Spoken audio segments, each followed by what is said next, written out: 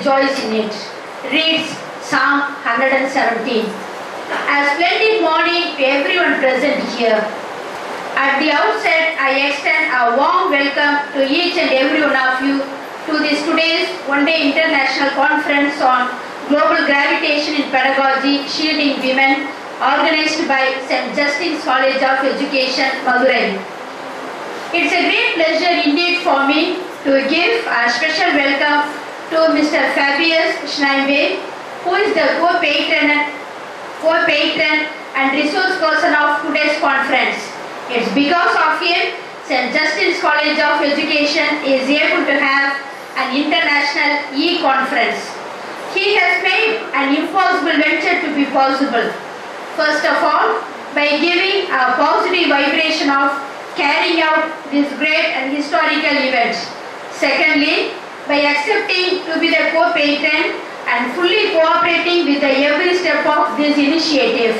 His effort in trying to appear on the screen on the trial mode on the entire day while he was pressurized with his own schedule of admission in Zambia.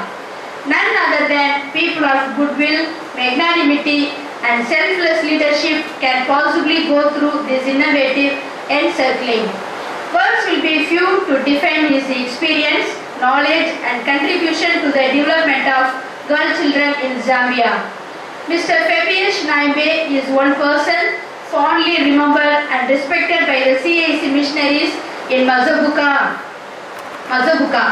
When things fall apart, Mr. Fabius steps into a binding force, and his presence during this conference is an evidence to this notion.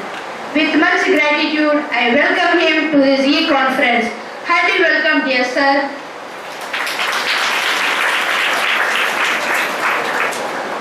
It's my great joy to welcome our own dear Reverend Sister Justine, who is serving as a missionary in Mazabuka, Zambia for more than 20 years.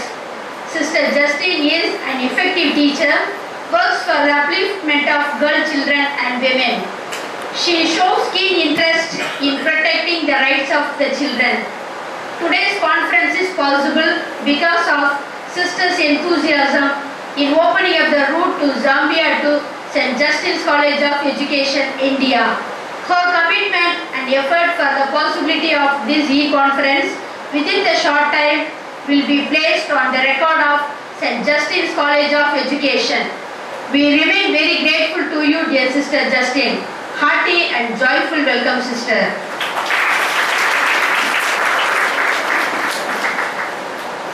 Today, our hearts are filled with deep-seated feelings of gratitude as we have a special guest from Zambia, Reverend Sister Rajamani, CIC. Sister Rajamani serves as a missionary in Solwezi, Zambia for hearing impaired children for more than 20 years. Sister is specially trained to work for the special children. As we know, it's not that easy to work for the special children. Yet, God has given the special grace to work for the special children. Dear Sister Rajamani, St. Justine's College takes delight in appreciating you and welcoming you by giving a thunder of applause to you.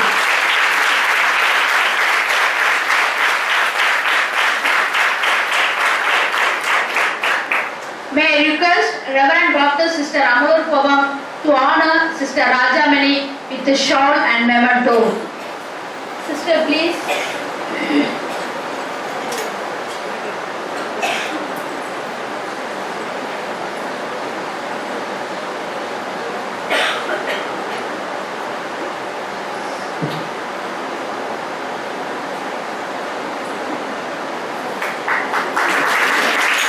Thank you, Sister.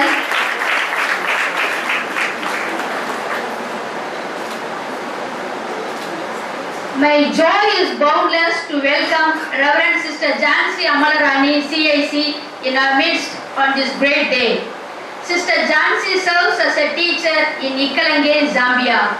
Soon after her religious profession, she went as a missionary and got trained in the teaching profession in Zambia. We feel proud of you, dear Sister Jansi, and in acknowledging your great and selfless service and welcoming you, Let us give a great round of applause.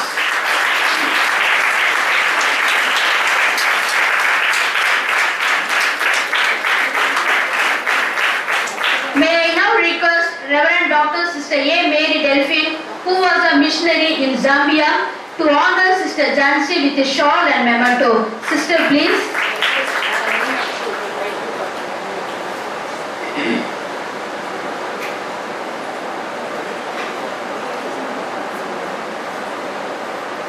Thank you, ma'am.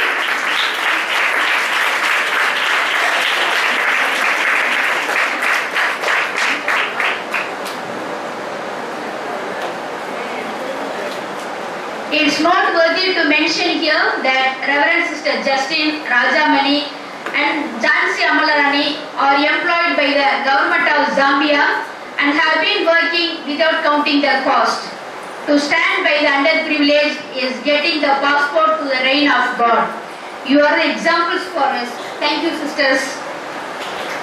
Next, my sincere and genuine welcome goes to Miss Maria from Brazil. She is an enthusiastic and effervescent person. She is an explorer of Indian culture and life. She is very dynamic and courageous person to step out the land border of Brazil to come and live in our own soil. She is the model of today's youth who want to walk in the unused path. We joyfully welcome you, Miss Maria.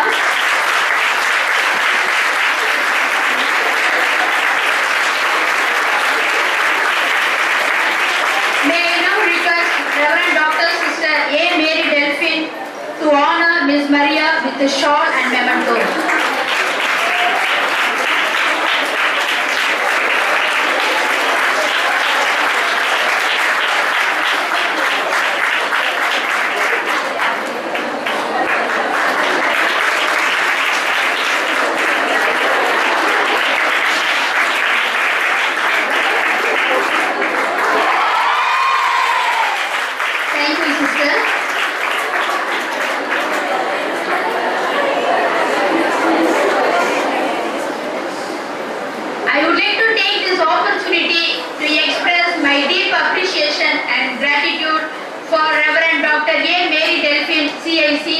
The Educational Counselor of the Congregation of the Immaculate Conception, Principal of St. Justin's College of Education, and the patron of today's International Conference on Global Gravitation in Pedagogy, Shielding Women. By the sweat of your brow you eat. You toil night and day with your hands and feet. You put your mind to everything. You work on it with all your might. Yes, sister, your tireless hard work has brought the possibility of having this e-conference. Hats off to you, dear sister.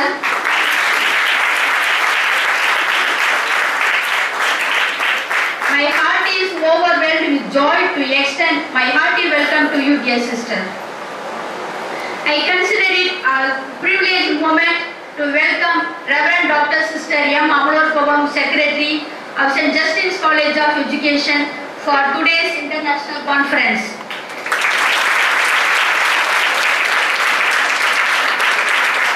Sister is ever enthusiastic to learn and update herself in the knowledge of that is new in her field. She shines brightly in all that she accommodates. A joyful welcome, dear sister.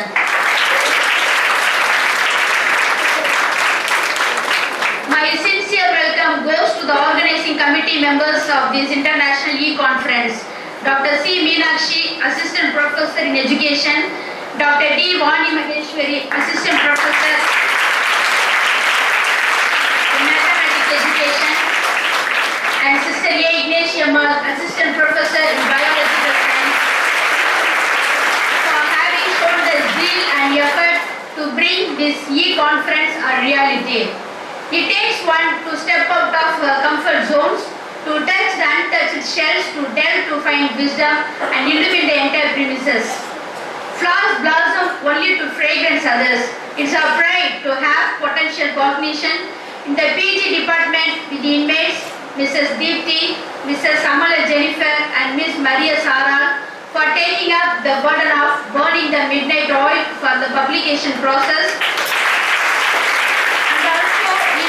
Out today's schedule very meticulously.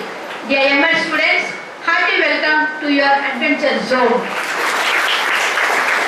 I am exuberantly happy and delighted to welcome all the assistant professors and scholars who are going to come from various colleges to make this day more meaningful and relevant by your great contribution. My special and lovely welcome to all our faculty members, administrative staff, and all our prospective teachers of St. Justin's College of Education for today's International E-Conference.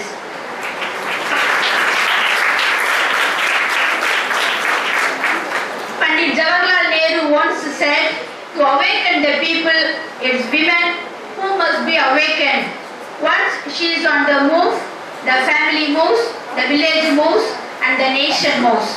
I hope you will have an interesting and stimulating interactions with Zambia and presentation of your papers.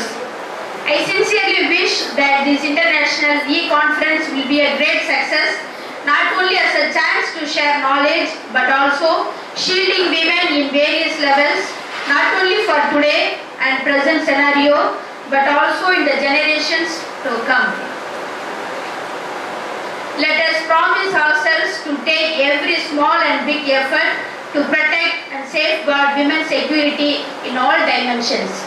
Let us begin in our lives by being courageous to protect ourselves and foster sustainability.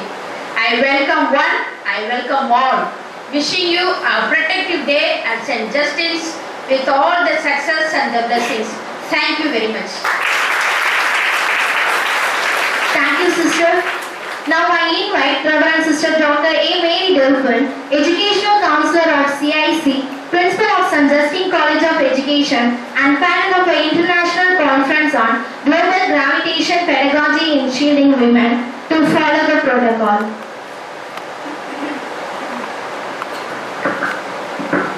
Reverend Sister Rajamani from Zambia, Sister Jansi from Zambia, Miss Maria from Brazil, Reverend Sister Ramanurpavam, Secretary of our college, and the organizing team, staff and students.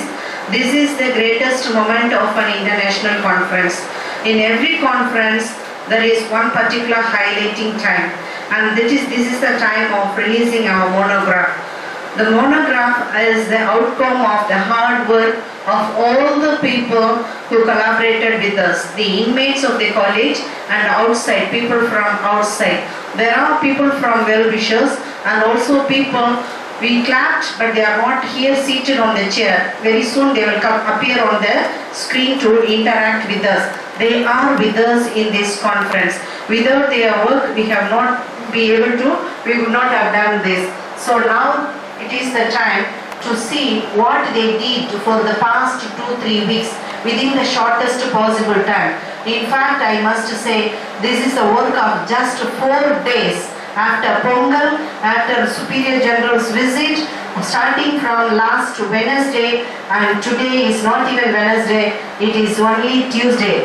Next week Wednesday comes only tomorrow, and in between we had a Saturday program in our college and Sunday holiday. So all together within 4 days the college is able to perform miracles with the effort of all people inside and outside, technical staff, teaching staff, collaborative people, and also the press people. With this, the outcome is here, the publishing of the monograph. This is our pride, this is our quality, this is our potential. I thank God for this time of releasing, because it's God's power upon us who has made everything possible. I now invite the dignitaries to come in front, especially Maria and to the sisters, so that we all release the monograph. My monograph will be released by Miss Maria of Brazil, and she will give it to the patron of the seminar conference, to the principal. And while we release this, even all the other members will receive their copies. So let's all honor this time. Maria.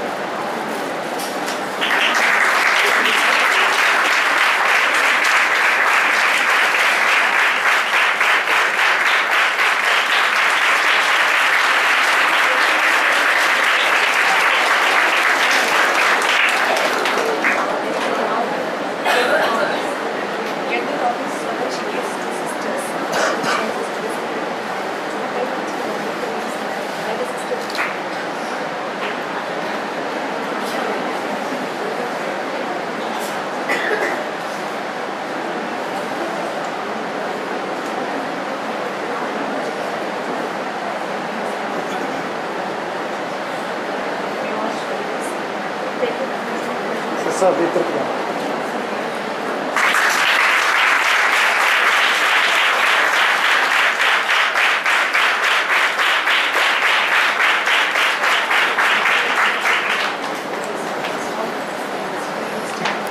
Please say hi to them.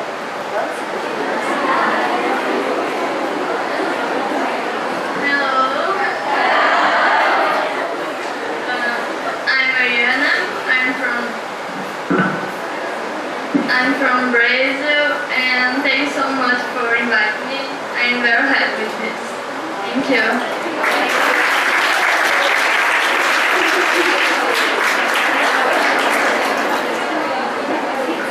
On behalf of the management, staff, students and myself, I thank wholeheartedly Ms. Mariana, she says Mariana, for having come despite her ill health. You know, if we, the trend of our college students, stomach pain, fever, headache, they will not be seen for 3 days. But here is a good example, keeping up the promises. So we follow her example in our life. You take up a commitment, you fulfill it, come what may. May God bless Mariana all the way. She goes in the journey of living in India and going back home. Thank you, Mariana. God bless you. Reverend Sister Justine, Chief Guest of today's inaugural function, Reverend Sister Rajamani and Reverend Sister Jansi, Principal of this college, Reverend Sister Dr. Mary Delphine, Miss Maria, faculty and non-teaching staff of our college, participants of this seminar, and my dear loving students, a very good morning to you all. I am so happy that our college has taken up on its shoulders the organization of the seminar on relevant and accurate topic in today's situation. Therefore, at the outset, I would like to appreciate the organizers of this international seminar, especially the assistant professors, Mrs. Dr. Meenakshi and Mrs. Dr. Vani Maheshwari, who are the conveners of this seminar. I am happy that our college is organizing an international seminar on pedagogy for shielding women. It is in the right to think, deliberate and resolve in favor of women's rights to live in this world. Today, women have witnessed a series of open violations of privacy and rights. Violence against women has become the order of the day. India has been witnessing every year a sizable amount of increase of human exploitation. The National Crime Records Bureau of India 2013 reported that incidents of crime against women increased 60.4% during 2012, and it is assessed that crime against a woman is committed every 3 minutes. But the same bureau reports that there were greater than 228,650 reported incidents of crime against women in 2011, while in 2015 there were over 3 lakh reported incidents, pointing out an increase of a 44% increase.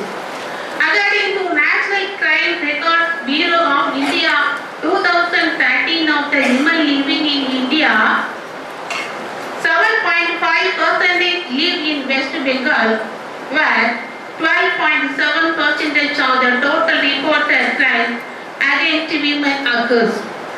Andhra Pradesh is home to 7.3% of India's female population and accounts for 11.5% of the total reported crime against women.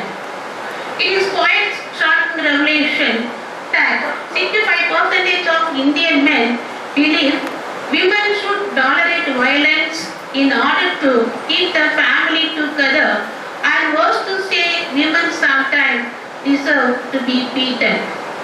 In January 2011, the International Men and Gender Equality Survey questionnaire reported that 24% of Indian men had committed sexual violence at some point of their life journey knowingly, and it remains unnoticed for want of evidences.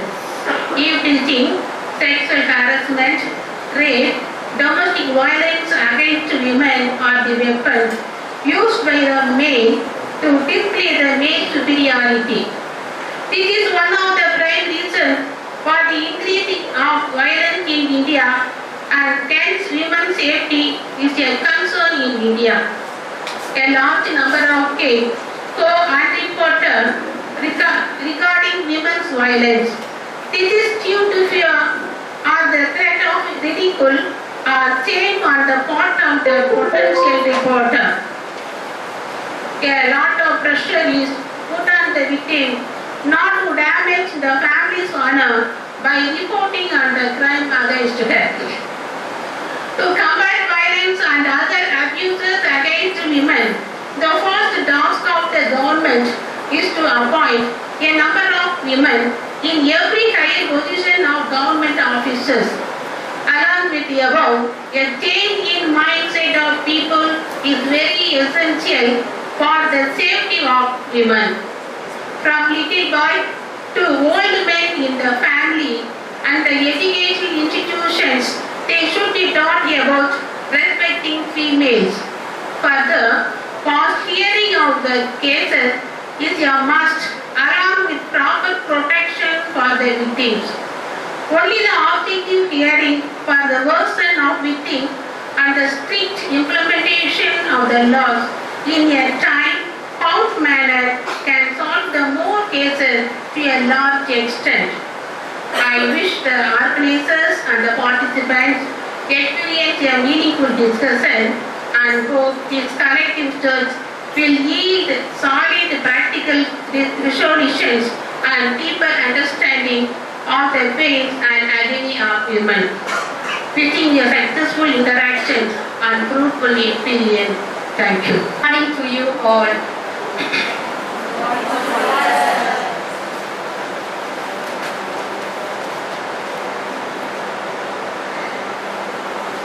Mr. Babies, the Ministry of Education, Masabuka, Zambia, Sister Justine, Masabuka, Zambia, Reverend Sister Dr. Mary Delphine, Principal of St. Justine's College of Education, and Reverend Sister Dr. M. Amalokpavam, Secretary, Justine College of Education, Dr. C. Meenakshi, Assistant Professor in Education, Justine College of Education, Dr. D. Vani Maheshwari, Assistant Professor in Mathematics Education, Justine College of Education, Reverend Sister A. Ignacy Ammal, Assistant Professor in Biological Science Education at Justine College of Education, and all the staff members who are in the administration, and all the students, B.Ed and M.Ed students. At this moment, I would like to thank you for your special invitation to come here to join with you, to celebrate, to join with you on this international conference. I stand here to share something about special education in Zambia. I think it will suit with your international conference theme, which is Global Gravitation in Pedagogy Shielding Women. I'd like to start. Whether they are in school or at home, children with special needs have to be given special attention. They have every right to grow and develop just like any other individual in society. Attaining a good education is a right that society must uphold. Children with special needs should be offered special education, also known as special needs education. aided education or vocational education. This refers to the practice of educating students with special needs in a manner that directly addresses their individual differences and needs. Now, when we talk about special needs, our focus is mainly on learning disabilities, communication disorders, emotional and behavioral disorders, physical disabilities and developmental disabilities. Learning disability refers to a number of disorders which may affect the acquisition, organization, retention, understanding or use of verbal or non-verbal information. Disorders such as the one mentioned above mostly affect learning in individuals who to a certain extent demonstrate at least average abilities essential for thinking and reading. Emotional and behavioral disorders refers to a disability classification used in educational setting which help institutions to adequately provide special education services to students with poor social and academic adjustment. Children who exhibit difficulties in learning in general as well as difficulties in terms of language acquisition, mobility, self-help and independent living are said to be affected by developmental disabilities. Since individual needs are so diverse, special education programs must be tailored to address each individual student's peculiar needs. Identifying children with special needs is an important aspect not only in the education system in general but within the learning institutions as well. Some are easily identified and candidates for special education through their medical history.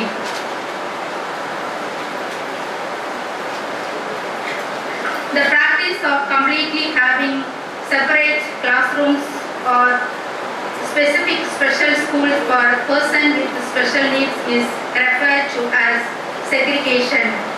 In such setting, special education candidates do not attend lessons in the same class with non-disabled students, even where they are regular classes.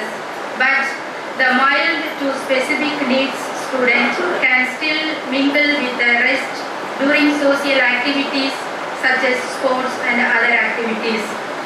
Finally, the exclusion model looks at one who is not in any school, many including those who are capable of attaining some education are out of school, especially developing countries including Zambia. Reasons range from inadequate infrastructure to stigma against persons with disabilities, but as a country, as a congregation of CIC, we can still do better for their special education and also for their regular education.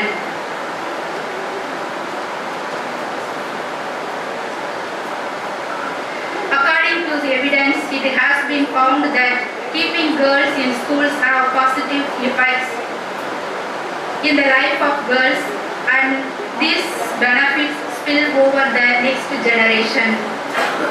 A 2015 policy brief for Zambia states that when girls are expected to quality education and social skills, leaving them better prepared to participate in the labor market and gain on income. Education has exposed a girl to a number of alternatives in life. Apart from one's ability to participate in the labor market, they are also financially empowered and are able to make an informed choice. Further, educated girls are able to stand up against gender-based violence and other forms of mistreatment by their spouses because of being empowered. It is agreed that girls face more daunting challenges than boys during their school time. This often results in more girls dropping out of school. According to campaign for female education, 20% of females in rural areas have no education compared to 18% of males. A number of reasons make girls drop out of school. Among them, early marriages, house chorus, and living in boarding houses. On its part, government has put in place a number of measures to support the education of girls. Recognizing that gender plays a role in the education of girls, government has adopted the Educating Our Future policy, which aims at providing equal access to education to all.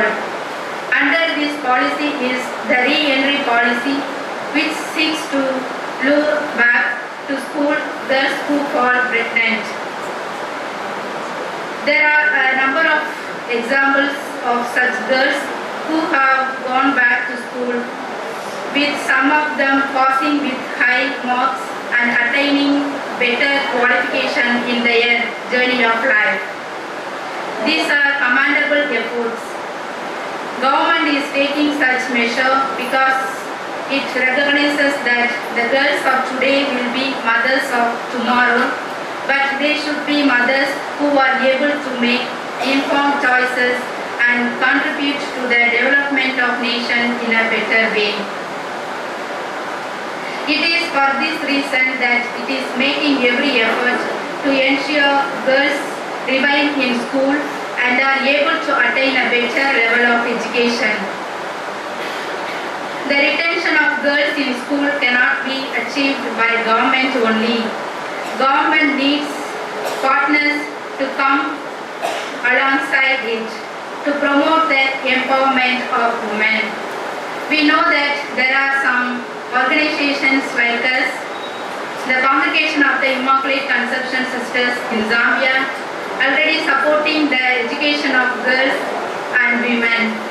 However, the high number of girls dropping out of school calls for more organizations to join forces with government and promote the education of girls and women. In this way, Zambia can achieve education for all. Let more girls and women be counted among the ranks of successful Zambians as the nation strives to achieve education for all, gender equality and women empowerment. Thank you so much for listening to me.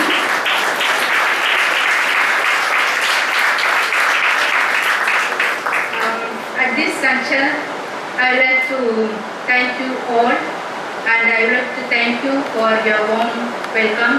And first of all, I would like to thank Sister Delphine, the principal of Justin College of Education, and also I would like to thank you, Sister Amadurpom, Justin College of Education, the secretary, and all the sisters, those who are teaching at the Justin College of Education, and all the staff members and the non-staff members, and also all the students, teachers here, and at last all of you present here. I would like to thank you, and also in a special way I would like to thank Sister Delphine, who gave me the chance to come and join with you to share something on special education at the Zambian context. So thank you so much. We recognize the presence of Reverend Sister Delphine, Principal of St. Justin College of Education, Reverend Sister Amadurpom, the Secretary of St. Justin College of Education, and Dr. C. Meenakshi, Assistant Professor in Education, Dr. D. Vani Mageshwari, Assistant Professor in Mathematics of Education, Reverend Sister Inigo, Assistant Professor in Biological Science Education. Good morning. I am happy to share with you my experience in Zambia. I am Sister John C, working in Zambia past 16 years. I did my studies at the University of Zambia. At the moment, I am teaching for the deaf at the Sacred Heart of Special School. The Sacred Heart of Special School is located at the command of Sacred Heart of Mission in Ikalange, Zambia. It is a basic school, running grade 1 up to 9. It is a boarding school where we educate, feed, clothe, and attend to the basic needs of 40 deaf, blind, and physically challenged children between the age of 4 to 18 years old. All of these children belong to an area which is officially recognized as one of the poorest in Zambia. Children are ignored by their parents and their community due to their disabilities. After knowing about our special school, they are bringing their children to our school. Once the parents leave their children at the school, they do not even bother to come and visit them at the school because they are very far from the school and they do not have transport facilities. The school has to collect the children every term and take them home when the school closes. Since they are very poor in finance support, the school has to provide free education and boarding. One child, one teacher, one book, one pen can change the world. Education is a basic human right that should be made available to all people regardless of race, class, religion and gender. There is need for more government involvement in ensuring that all children, especially girls, have access to education in Zambia. Although access has been increased over the years and in local community, a large proportion of school-age girls who are not in school. There is need, therefore, we CIC sisters expanded our service in Zambia in order to capture all the school-age children who are not in schools. Girls in Zambia are 6 times more likely to contract HIV than boys. Child mortality is a reality for many during childbirth and in the 5 years of their children's lives. Women are dependent their husband for finance support to provide for both their children and themselves. And so, many women must put up with being treated badly. Women in Zambia do not have many opportunities, and those they do have, they must fight for. Access to education is very important in changing this. An educated woman is more likely to take her child to a clinic than a non-educated one. She is less likely to contract HIV and will be more likely to be able to support herself and her family. There are multiple benefits of Zambian girls' education. Reducing poverty. In Zambia, rural women with no education are twice as likely to be living in extreme poverty, as these who have benefits from 8 or more years of education. Reducing risk of young Zambian girls from contracting sexually transmitted diseases such as HIV/AIDS. Improving the health of women and their children. Educated mothers make more use of healthcare facilities, including the health services that effectively prevent fatal childhood diseases. Delaying marriage. In Zambia, increasing education has played a vital role in reducing child marriages, in part by ensuring that girls have access to the information and social networks that can protect them. Zambian girls, after initiation, tend to be interested in boyfriends and sexual relationships rather than school studies. Pregnancy and early marriages are the second most common reasons why girls leave school. In Zambian culture, pregnancy and childbearing are regarded as the ultimate fulfillment of womanhood. At the family level in Zambian, girls are expected to do domestic chores and to take care of younger children. Parents tend to view boys' education as ultimate, more cost-effective, since girls usually join their husband's house upon marriage, leaving their own homes. In my opinion, I think gender equality in Zambia is really a big issue that needs to be addressed before the country can move forward. I think girls should be allowed the quality education. This is the only way to decrease the country's rising poverty and achievement levels. A girl with formal education is more likely to appreciate the advantages of studying in school longer and will often not fall victim to early marriage or teenage pregnancy.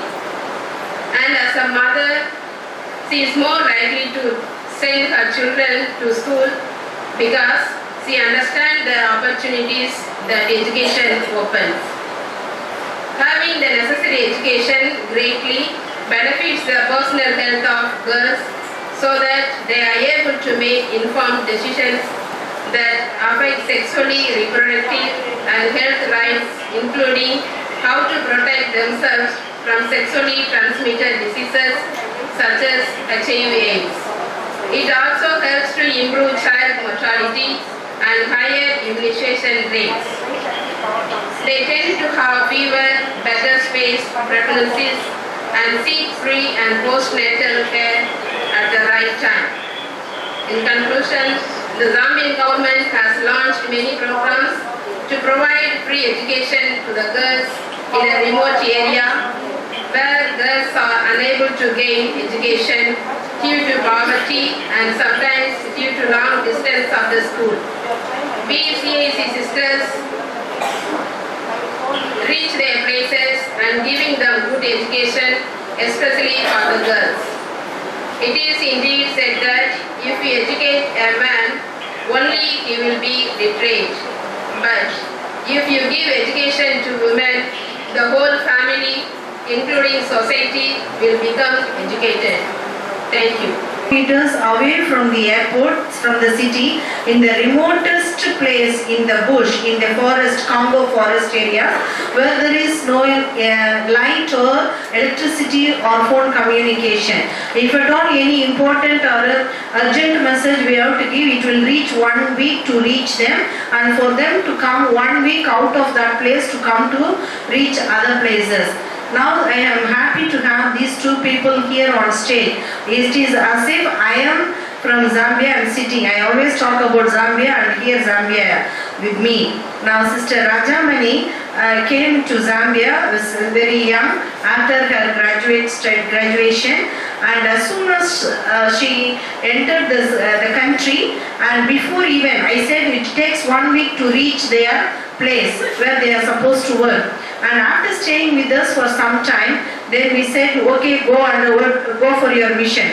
And when they entered, on the way they had to stay in another house, in a different missionary house. That time when the morning came and they wanted to leave to their place, they were all very new and the people knew, country knew, everything new, climate, food, everything. Already fear and mourning is there. And then second also when they were there, the van was parked for shopping in some place. And when they came out of the shopping place and then opened their van, all her belongings from India was stolen. Nothing was left in the vehicle. She was left with not even one pair of dress or anything she carried. So that's how she started life in Zambia. Imagine we lose a pen, we lose a torn slipper, how we cry. But the whole Indian memories left, gone. She started her mission. Now she is there as a big mother after so many years caring of other children. She receives an applause. And then taking a break, she came to do B.Ed here in our college. So she is our alumni and our student. So sister, we are happy to. She was sitting there and now she is sitting there. One day all of you must go to Canada, US and come back and sit there. All of you will come and sit here. Okay? I will say welcome address to you. Right? Okay. That is my work. Ladder is always welcoming people. Now, this is more precious to me, to my heart. Because while I was in Zambia, after her profession, only 1 year old, very young, she came to me. When I was superior there, she was my junior sister in my community.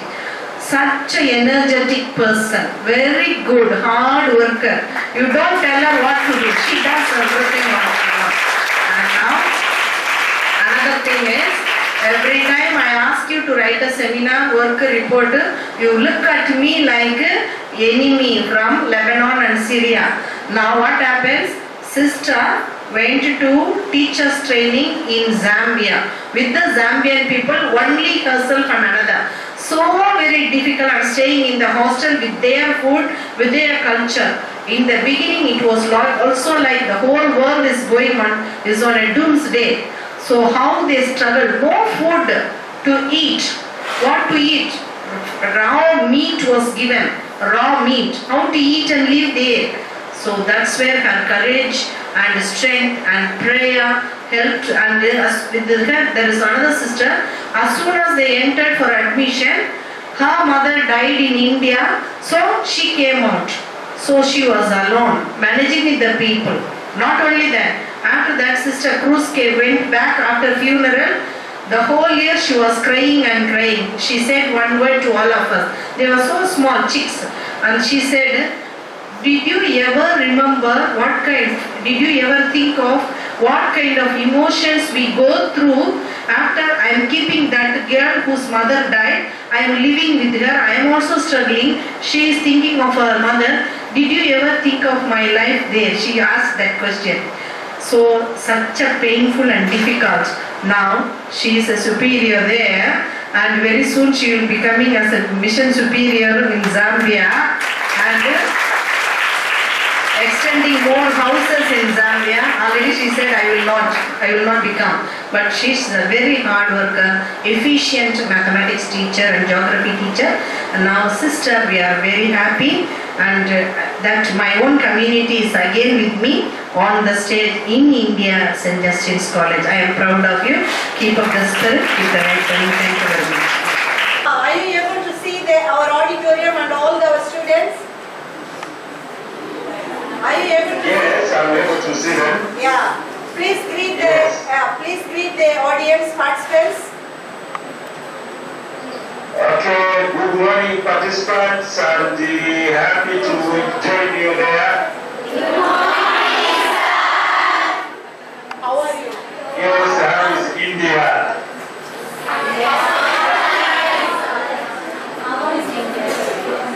Okay, pleasure to be with you this morning. Yes, Mr. Shinengwe, we officially opened the conference today, but now and then we gave you a welcome. I want the sister who gave the welcome to welcome you in front of you. So she is welcoming you now. Okay, come back, sister. This is the day that the Lord has made. Let us be glad and rejoice in it. Reads Psalm 117. It's great pleasure indeed for me to give special welcome to Mr. Shinengwe, who is the co-patron and resource person of today's conference. It's because of him St. Justin's College of Education is able to have an international e-conference. He has made an impossible venture to be possible. First of all, by giving a positive vibration of carrying out this great and historical event. Secondly, by accepting to be the co-patron and fully cooperating with every step of this initiative. His effort in trying to appear on the screen or the entire board or the entire day while he was pressurized with his own schedule of admission in Zambia. None other than people of goodwill, magnanimity and selfless leadership can possibly go through this innovative encyclopedia. There should be few to define his experience, knowledge and contribution to the development of girl children in Zambia.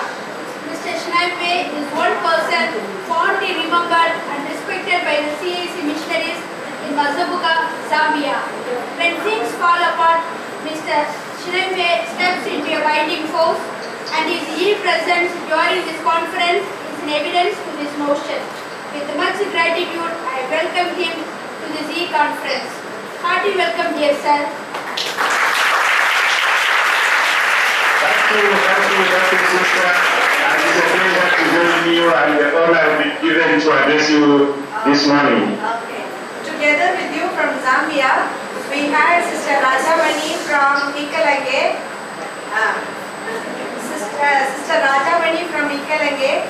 Okay, sister, thank you. And Sister Jansi from Solomon. Both of them were here and they opened also and talked on behalf of Zambia. Okay. After that, It's good to hear our sister. yeah, you see this monograph. This was released where you have written also. Yeah. So your Yes, I'm article. good to see it. Yeah, your article is number 1 in this monograph and we released it. So that was the important Thank you. section. And the next one is your talk now. So you can go ahead, we are recording. You can go ahead to talk about the importance of this conference that we are organizing. You are the co-patron and the important person of this, resource person of this e-conference. You can go ahead with your address to based on the conference. Please. Thank you, sister, and it's a pleasure to join you all in India. Let me recognize all the organizers of this conference, and especially those that have been invited to give a talk to this important conference.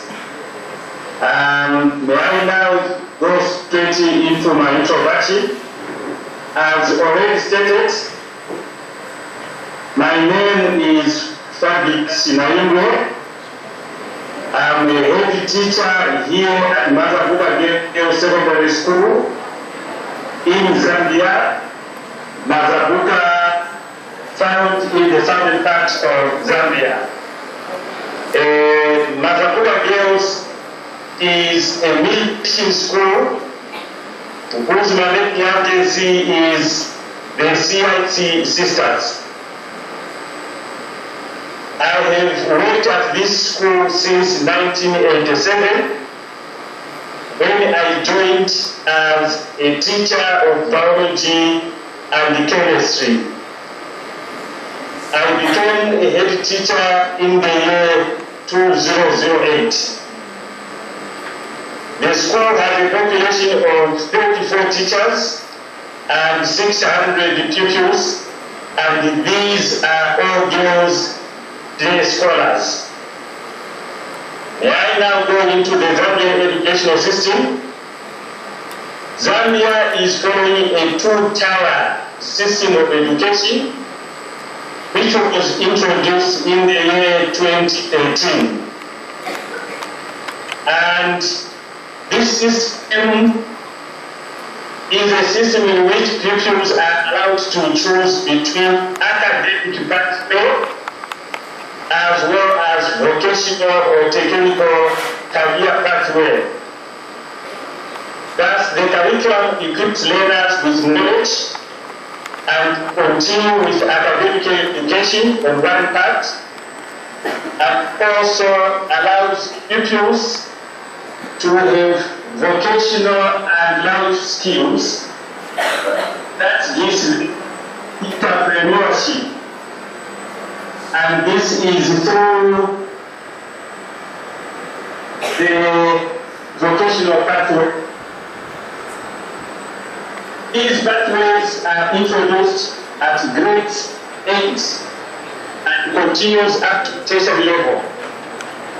This thing is good in the sense that learners have something to do in life after acquiring these skills should they drop out of the school system. May I now address you on the women and girl education in Zambia? There are a number of factors that are led to the lag behind of women education in Zambia. will go out to their neighbor counterparts and engage with other countries in the region.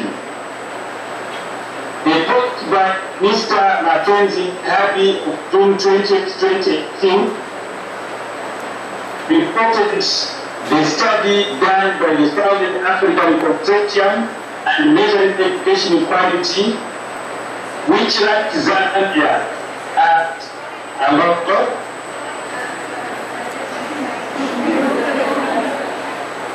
Okay. May I now start? I said the post by Mr. Mackenzie Harvey, which was on June 20th, reported that Zambia is ranked as 18th out of 15 countries which were cited in literacy as well as numeracy. Similarly, the United Nations Girls Education Initiative found that the female literacy in Zambia was at 67, while that the males was at 82%. Now, the reasons for these disparities, we have a number of reasons or factors that contributed to the low women education in Zambia. Among these, the first one is the traditional culture, which is in the Zambian cultural setup places a woman within the confinement of a house. Thus, a girl child is expected to do more household chores than her male siblings, with little time to open up even a book whilst at home. Meaning that there is no time for these girls to do their studies. It is also a fact that parents would rather send a girl child to school than the male child. And the other factor is on the early marriages. This has contributed to a number of girls dropping out of school. In many rural parts of Zambia, girls as young as 18 to 15 years are marked off by their parents. This trend has contributed to also lower education here in Zambia. Another factor is on poverty. Zambia's poverty levels start at 60% of the total population. And these are people living below the poverty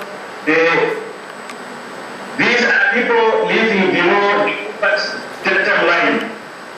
The majority of people affected the Zambians are women. This is due to lack of education. Women are heavily dependent on their husbands for their livelihood and also sources of income.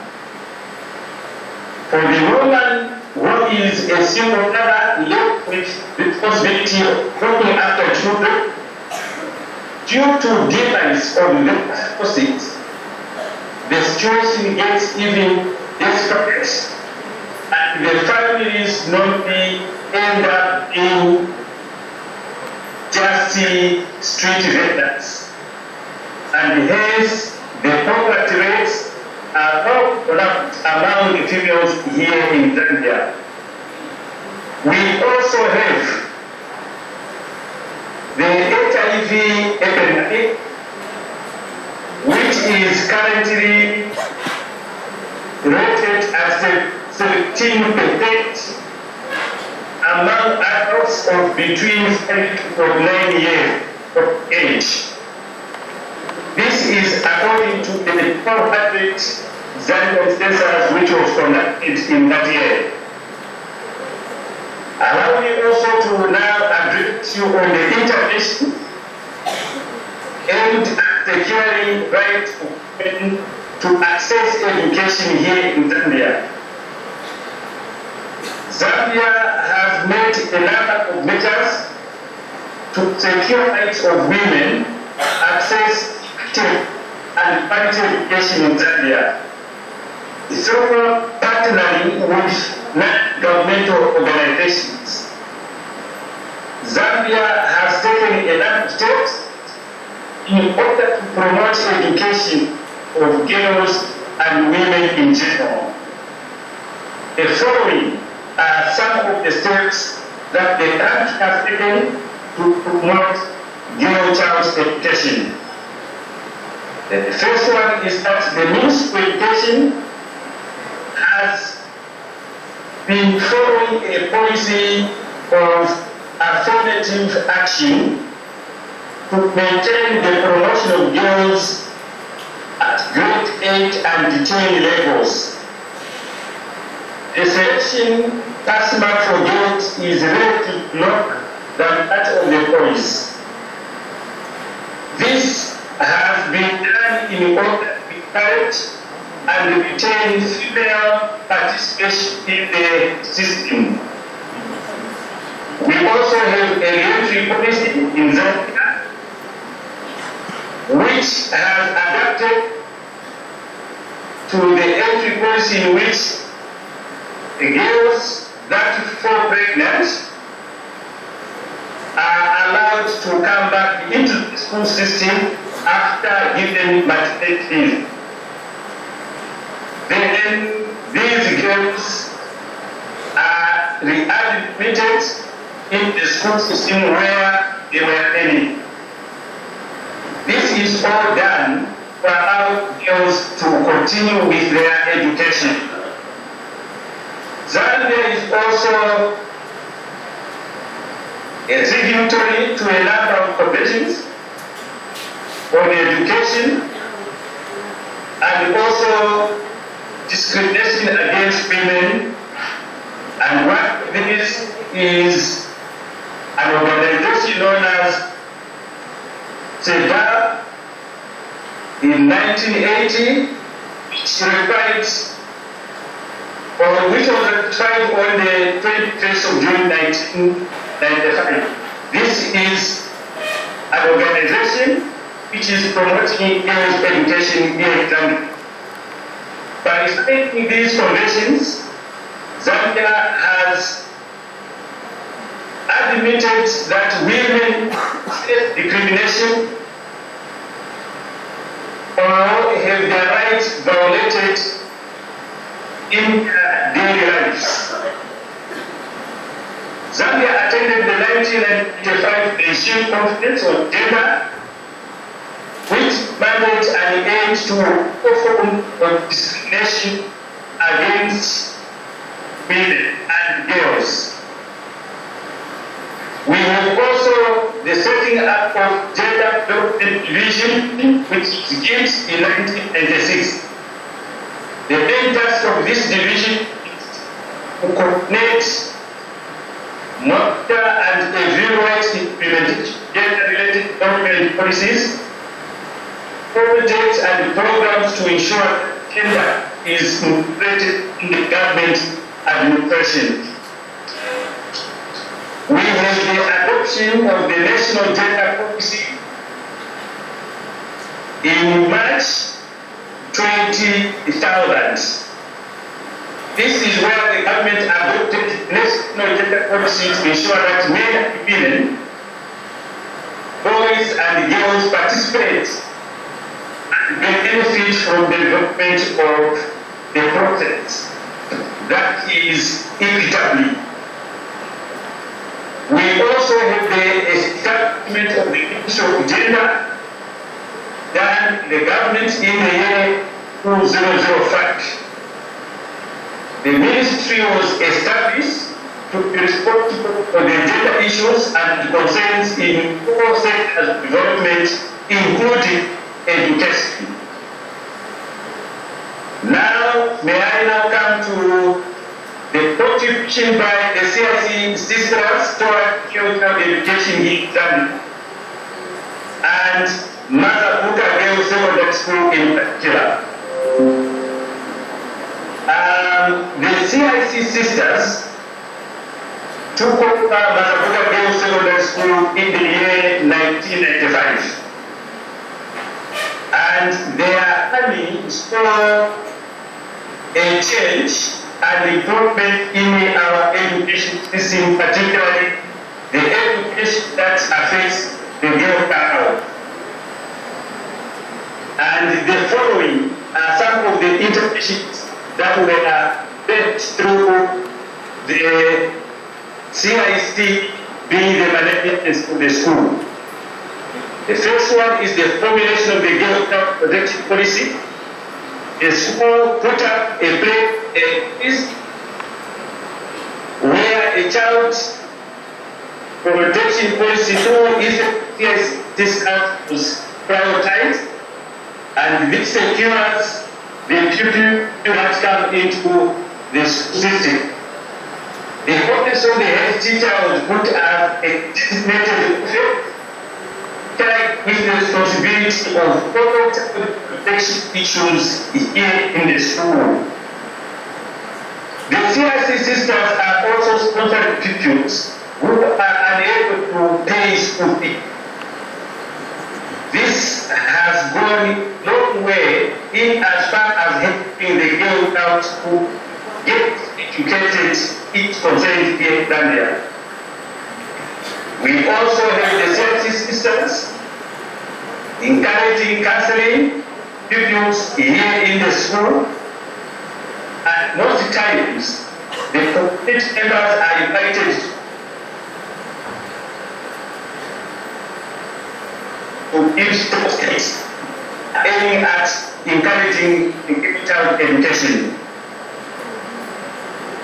The CIC sisters has also set committees with identifying what children in the school. These are given full directives in this time so that they do not miss out from attending classes due to hunger, which is equally in Zambia. CIC sisters have also seen infrastructure development in the school, which is at creating conducive learning environment. In fact, as of now, Mazabuka Girls wants to have very good, beautiful learning situations here in Zambia, which has also improved the morale of the learner. We also have teacher motivation among our members of staff. This is done by the management through their provision of support of members of staff to do their professional development. That is, teachers are encouraged to acquire higher qualifications in their profession. A number of teachers have done so, and they've also gone through these upgrades. And because of that, we have good morale in our staff communication, as well as community. Finally, we now inform you that the sisters, that CIC sisters, have immensely contributed to the future of the education here in Zambia, and we are really pleased to be part of those that are making sisters here in Mazabuka. I thank you, and God bless you all.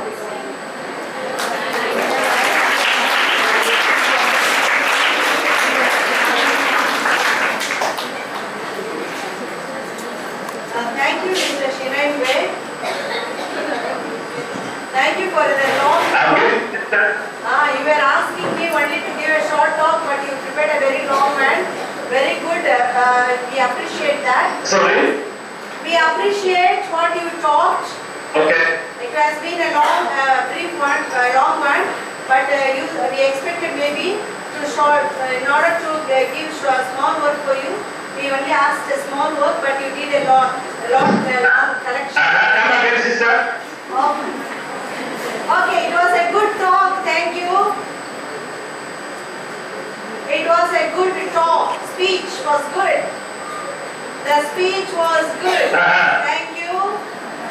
I'm getting you, yes, sister, I'm getting you. Yeah, but you forgot to tell the audience that we were colleagues at Mazabuka Girls.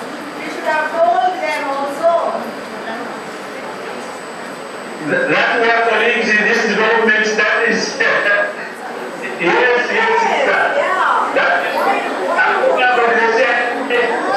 Sister, I think we are working in connection with them, yes. Yes, why you forgot? We were colleagues, no? So you should have told the audience the link between India and Zambia, why I linked. Yes. And your children and your family with me, personal connection with your family with me. You should have told them.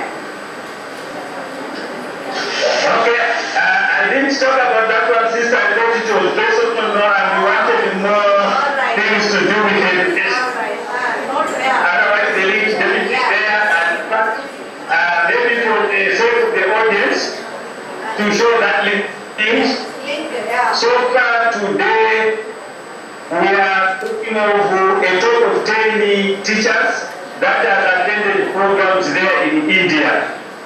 And in fact, we also have a number of past pupils from Mazabuka Girls that has gotten scholarships and are studying in various universities there in Zambia. My own son was there in Trishi Abenki University, that is based in Chile, although at that point he decided to come back. After 8 years, there is that link between Zambia as well as India, after working as partners in fields. Okay, thank you. Now, some of our students would like to interact with you. They want to give a feedback for your talk. Yeah. No problem, sister, they can come and They are here with you. Okay.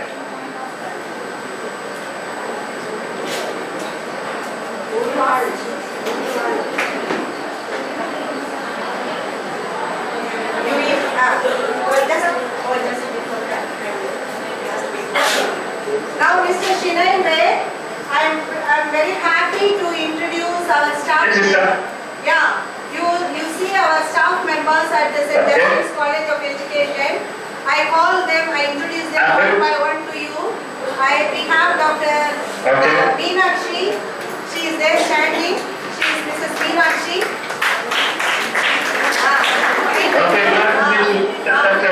She is the biology teacher and the coordinator of this conference.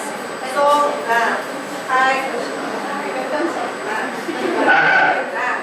Thank you, sister. We have Dr.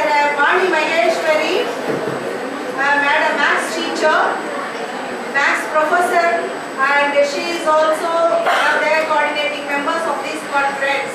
Max professor. Our past pupils, these are alumni of our college. The third person, Sister Ignatia CIC, are also coordinating organizing member. She is also organizing member of this. She is the one who gave the welcome speech. Greet her. Sister is there. Okay, sister. Thank you. Yeah. And we have Mrs. Maria Jayachandra Rani, like you, longest serving member in the college. Okay. Madam, physical Okay, thank you. Now we have Mrs. Thank you. Mrs. Radhi, librarian, yeah. Then we have Mrs.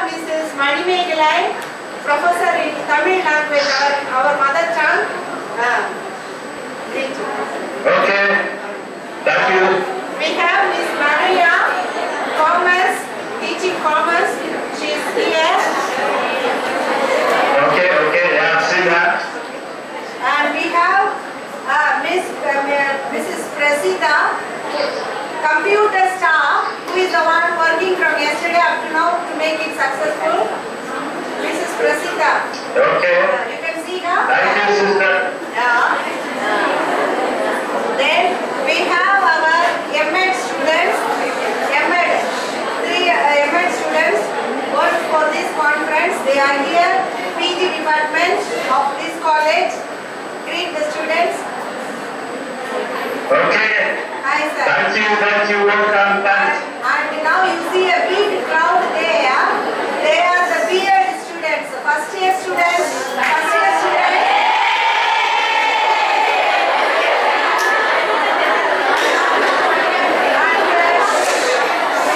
our second year students, BEd teachers. And we have our technical staff, Asha, technical staff who worked on the publication, Mrs. Asha, and Mr. I'm senior, okay, glad to meet you, thank you. Our staff, Mr. Francis, who is the technical staff. So these are the students we have. Now the students want to interact with you, they will talk to you. They are welcome, sister, thank you. Morning, sir. Good morning, how are you? Introduce your name. You say. I'm senior, yeah, good morning. My name is Divya. I'm from St. Justin's College of Education. We are second year. Yes, I would like okay.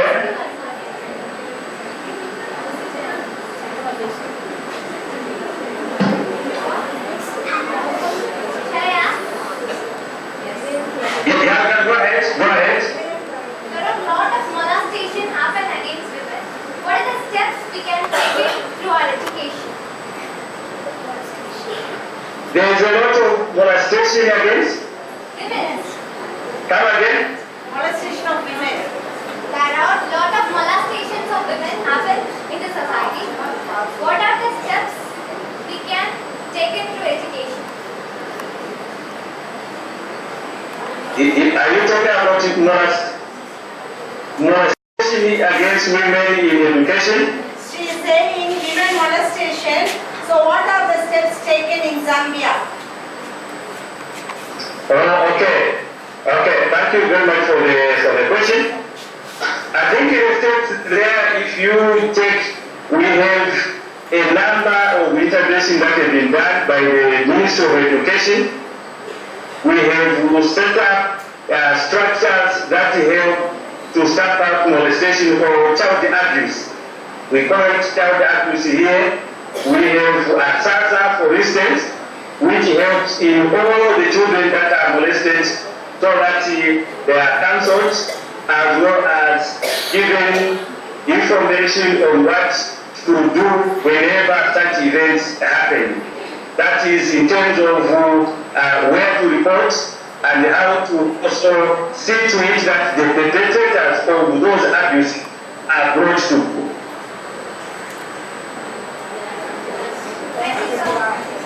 Did you get? You're welcome. Sorry?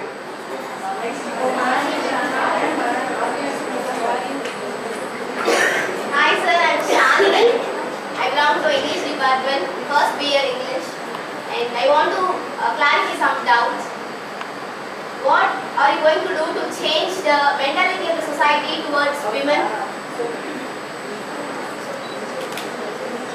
What are we going to do to change the mentality of people and mentality of women? Yeah, mentality of the society. Are you talking about mentality? I think we're not on there. The only thing that can change the behavior and the outlook in terms of women in education is by seeing to it that women actually get the necessary education that they need. As long as we are going to have situations where people are lagging behind and deeply rooted in the traditional beliefs, which is making a woman not to come out and show their potential, that part will continue happening in our society. So it is something that we need to change the mindset by way of sensitization, sensitization and education. As long as we have people, be it an individual, those that are able to talk and make people understand the ills of not educating women, I'm sure at some point we are going to stop and the things will be better for the women folk as well. Thank you, sir. You're welcome.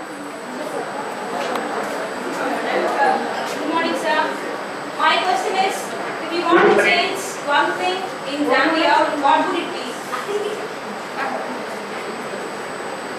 If I were to change one thing in Zambia, what would it be? I think the first item that I would wish to be changed in Zambia is the way we do our examinations. Okay, currently in Zambia, we have a system where a number of subjects, especially practical subjects, are being done through what we know as continuous assessments. Now, normally these are not very good models to assess a child. I still believe that the former normal practicals that we've been doing, where it was check the competencies of these learners through formal exams, that at the end of the day is far much better. And that's the system that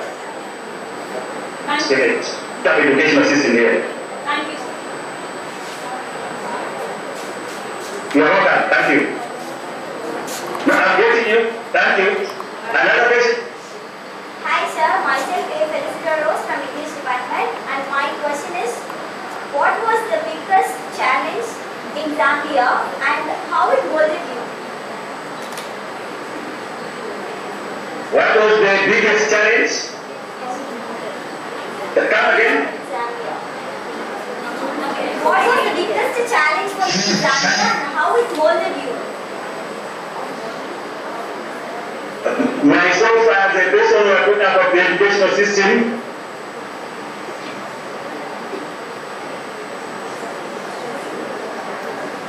Yes sir, I couldn't get you.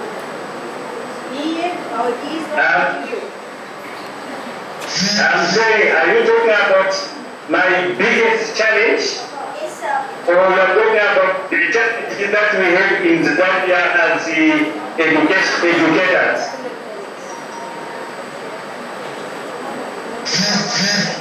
Yes, come again. Hello, what are you saying? What is it? Challenge that you faced.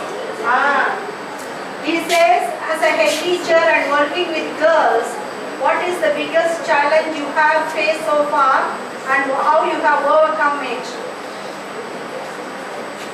I think the biggest challenge that we have as the educators here in Matabuka girls, we have a number of vulnerable children who are unable to pay school fees, that's one of them, and also to come with food so that they can attend to classes.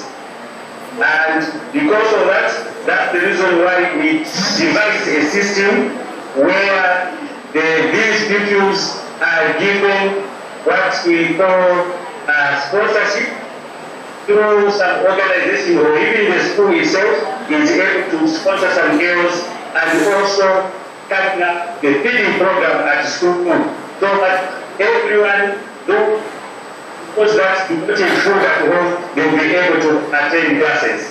And that's what we've done. Okay, thank you sir. Thank you. Clap all of you. Good morning, sir.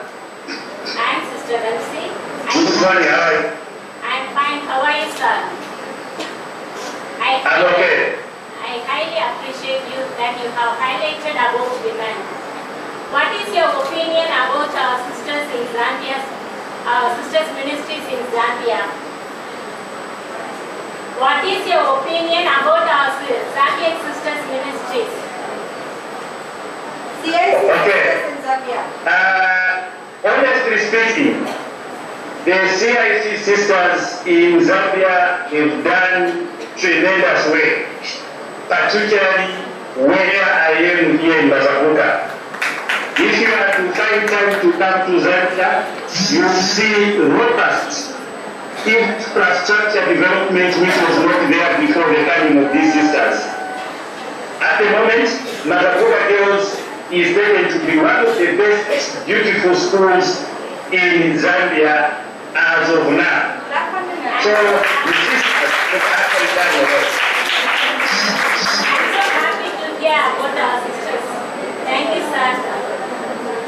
You are welcome, thanks. Hi sir, myself Priyanka. Hello? According to you, who is responsible for ensuring that human rights are safeguarded? Come again? According to you, According to me, who is responsible for ensuring that human rights are safeguarded? Whose work is that? ensuring that the women are Who should safeguard? Who should safeguard?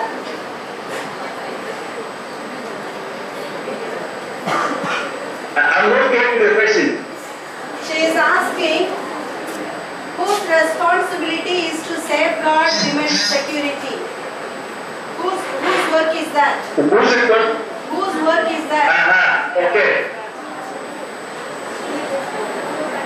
The first and foremost, I take it that the community supposed to take sole responsibility to safeguard security from within Zambia or wherever, because all the people live in communities, government change and go members to see to it that everyone is given equal opportunities, whether it's education or social or economic, whatever, it is the society. And we hope to change the mindset of that. That's what I said at first. Did you get that? Did you get what?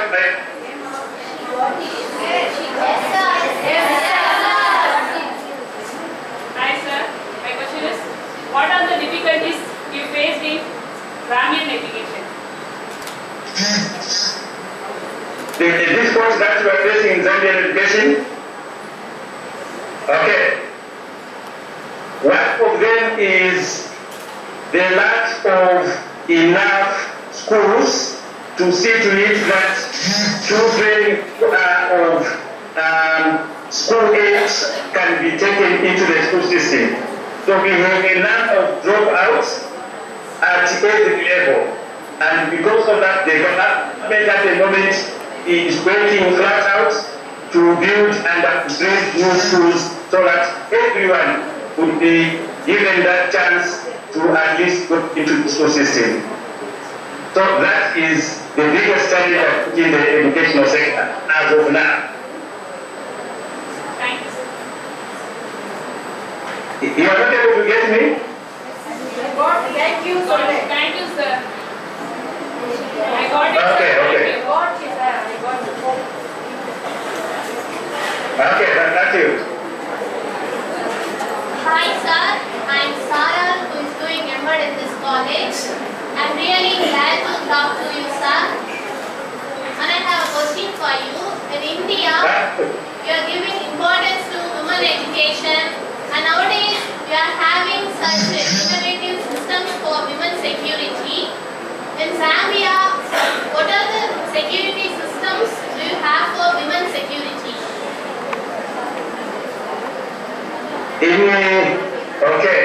In Zambia here, we may not have the security system that could be found maybe there in Zambia. However, strides are being made to see that those systems are put in place.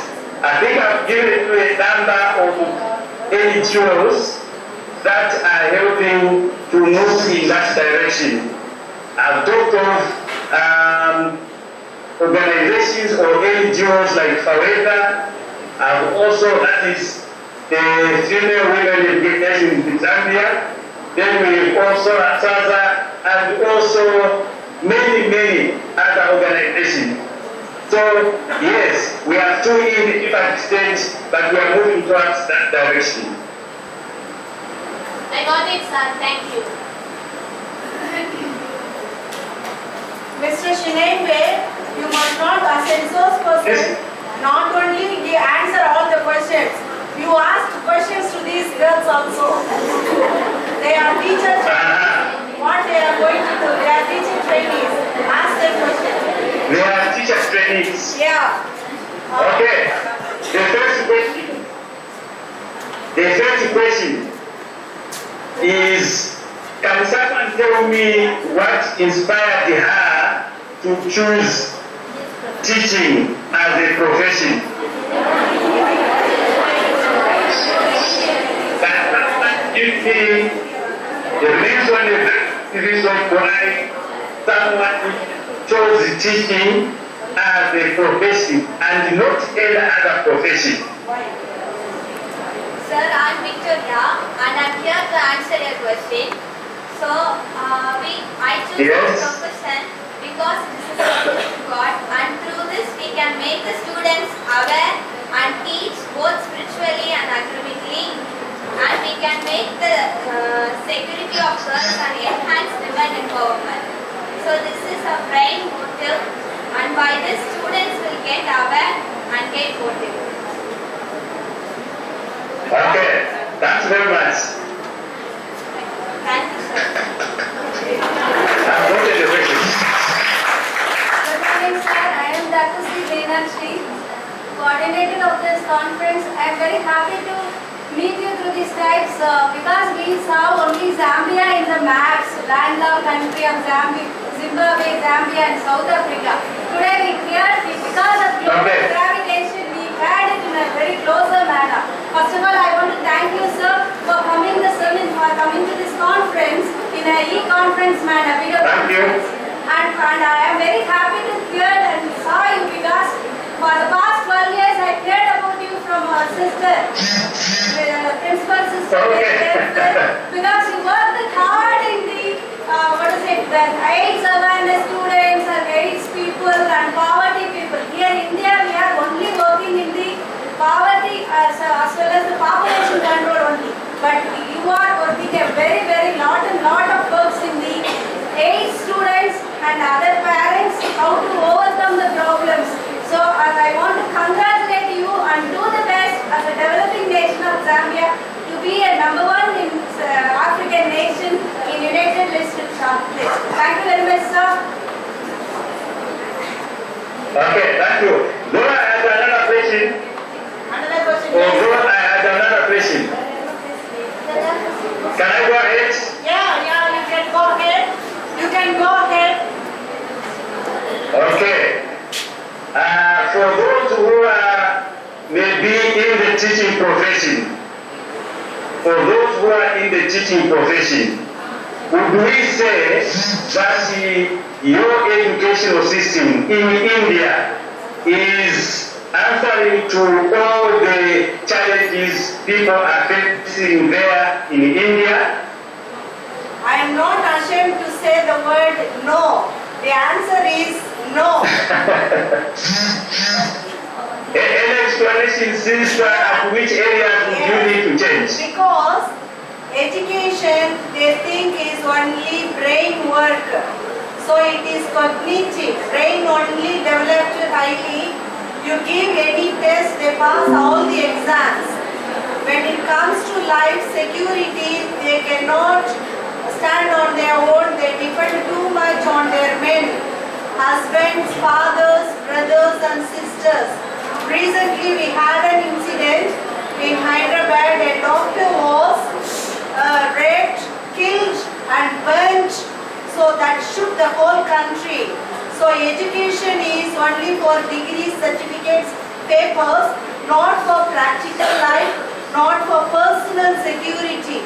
So India is maybe thinking of only brain work and more job.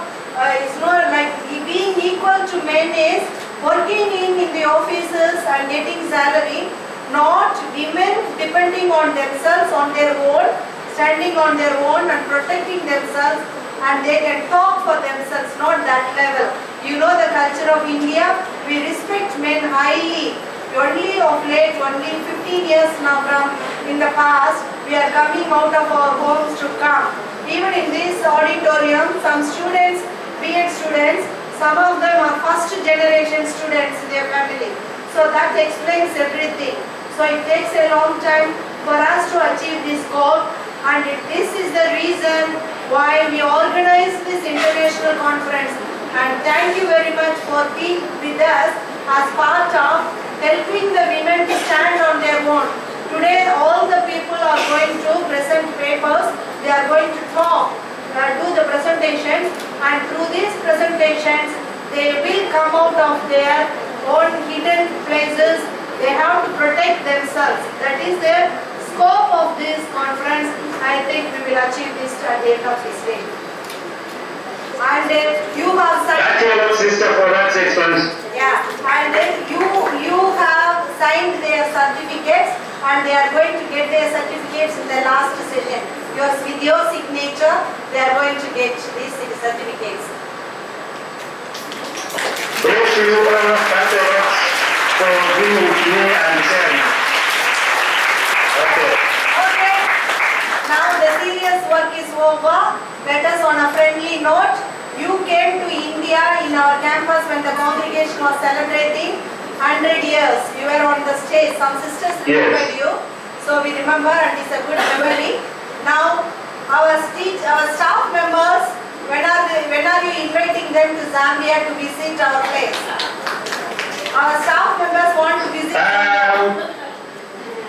In fact, sister, we have been sending some staff members to do some refresher courses there in India, and currently there is one who will be coming to Delhi this Thursday. However, to come to your place, I think we will find maybe time to chat with the malaria agency here. If all goes well, you will see us back to your institution so that we interact. You just say welcome to them, then they are very happy. They are ready with the passports. Already taken the passports.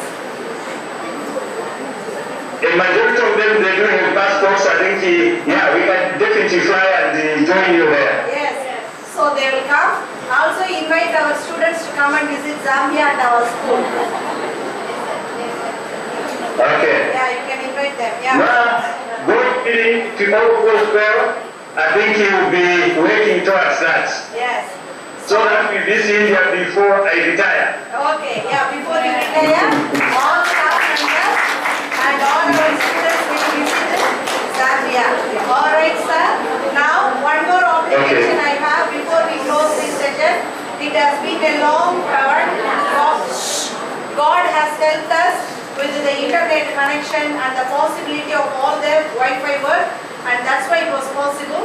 And with your goodwill that you have come up and spent, I know it's a very hectic time with the admission, but still you spared time for us. I'm really indebted to Sister Justine.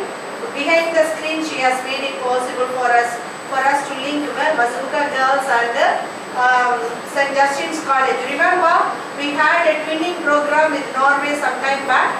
So I hope in future also we work like this, because I have student BA teachers.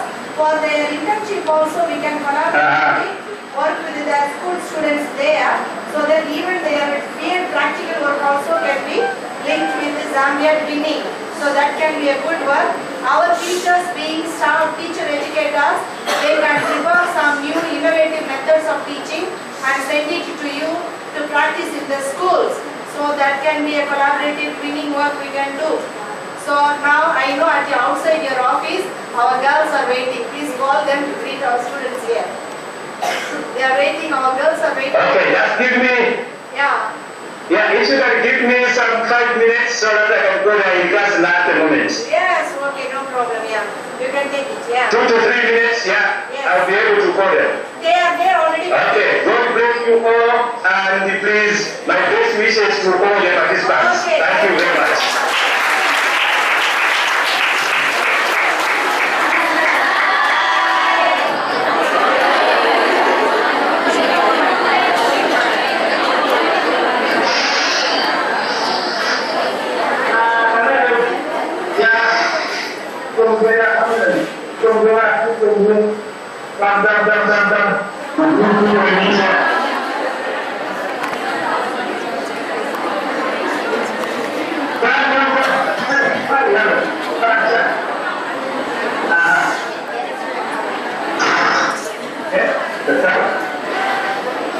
It's your. That's the exact.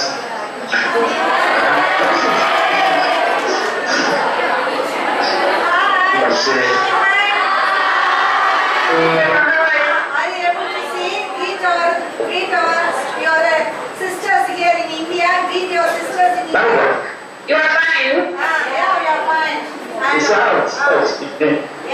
Very good. Yeah. What grade are you? What grade are you? And my name is first grade. Yeah, great. Yeah. So, what do you think about women education? Women in Zambia. Yes. I'm not getting you. I said, what do you think about the education for women? Education for women Yeah, in Zambia. Yeah. is just going okay, and I also want to be educated like other women. Do what? After school, what will you do? After school, what will you do? We're working hard and ask girls. All right. Yeah. Then, Okay. all right. Yeah. Just as a crowd is enough, Mr. Vishnu. They can come as a group and say hi. Okay, sister, let me bring another one. Yeah. Let me bring another one. Thank you. If they are grade 12s, Yeah. and now I'm bringing the vice head girl for the school. Okay. Mataputa girls. All right. Vice head girl for the school, Mataputa girls. Hello, this is Diana speaking. I'm in grade 12. Yeah. Hi. Say hi. Say hi to the crowd. Hi. You can ask question to these sisters. They are your sisters in India. You can talk to them. They are going to be teachers very soon. Ask any question to them. One question. Hi, sisters.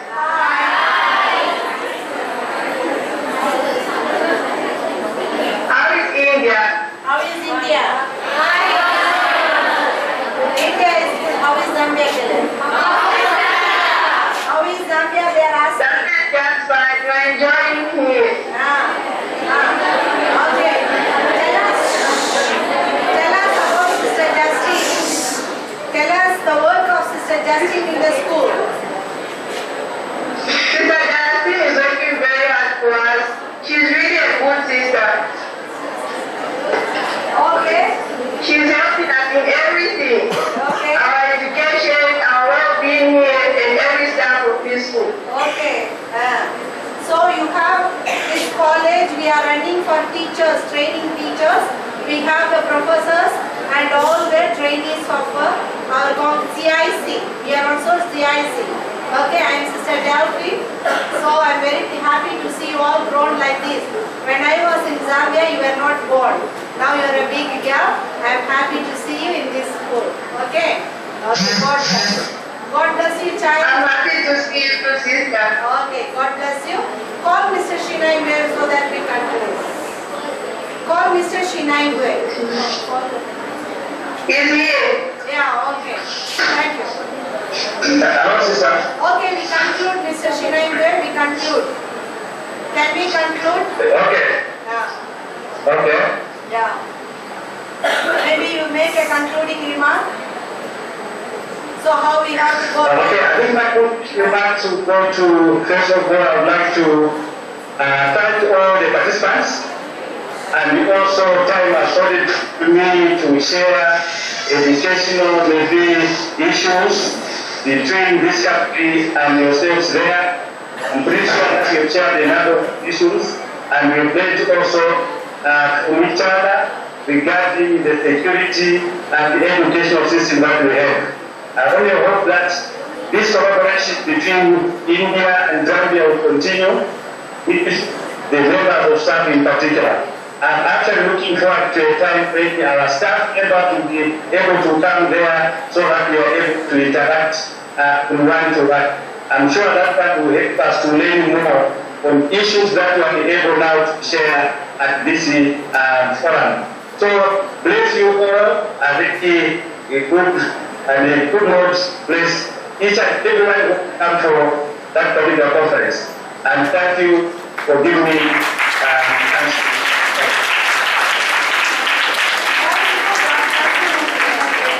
Thank you, God bless you. Thank you, sister, and it's a pleasure. Good day. all of you have presented papers, and that is the success of this seminar, because it is shielding women.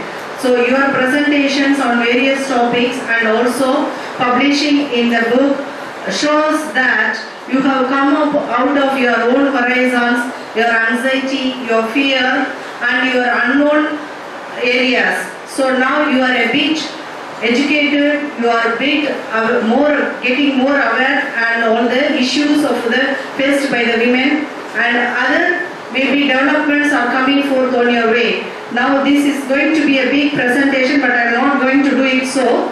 But only that if you go with some thoughts after this day's conference, that will be another success, because it's not you to be educated alone, you have to educate the society as well. Next. Next. Next. Next. Next. So, woman is divine because she takes part in the creative activity of God the Creator. Next. And with man, she says to every man, don't worry, no, oh man. So that is why she is called woman. Next. Next. So, woman is prestigious, admirable, respectable, and also she has a reputable post and distinguished in the public eye, and she is making an impact on all the others created by God. Next. So who are the prestigious, respectable women that we know? Next. And also next. And also your own mothers. Your own mothers we must remember as prestigious women. Often we think, who are the prestigious women? We think from States, Canada and other places, forgetting our own homes. Our own mothers are prestigious. Next. And you see, people who do the services when no one else wants to do. But after all doing all these things to the society, what they get we are going to see. Next. So a mother whom holds and nurtures a doctor, an engineer, a teacher, a religious leader, a professionalist, a businessman and a nation's leader. Next. And also the same way as the mother does, a teacher also in her classroom, as if it's a womb, she is preparing a world leader, a society, a good citizen, valuable person like Bill Gates, Vishwanathan, Mark Zuckerberg, who turned the world upside down. Yes. Next. Today, Justin's College is going to make a big difference in the society by coming together and thinking on the tremendous mind power of women. Next. You see the women were prestigious at various levels and from various countries. We know all of them. Next. Next. Next. Next. Next. So there are so many qualities that define a woman, and to change and move forward in every day in the world, how the world is updated in so many dimensions. Next. Next. Next. Next. Next. Make an impact in the world by your presence, woman. Next. Next. Next. Next.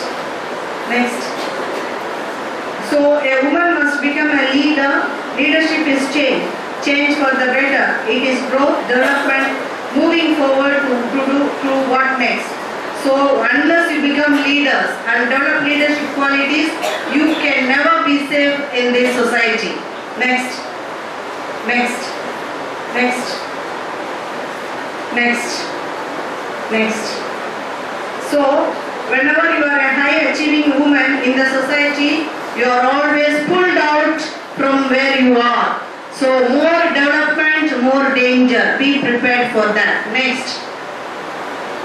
How we can become successful. Next.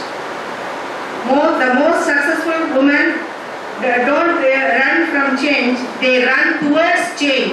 Oftentimes even in our life we face every day, whenever there is a change we don't like. We don't want to come out of our comfort zones. When our timetable, our schedule is disturbed, we get angry and aggressive. But only when we move out of it, then we can be better in this society. Next. So here we have a very good example of a girl who is still making a high impact in the world. She says she was shot by evil men. Then she says, they can only shoot a body, they cannot shoot my dreams. So this is what our principle should be. We may face lot of difficulties. The difficulties should not put an end to our growth. They must inspire us to do more. Next. Where there is no struggle, there is no strength. Oprah Winfrey, who was very much victimized by the male dominant society, but she emerged out of all her sufferings and pain. Now she is the world reputed personality. Next.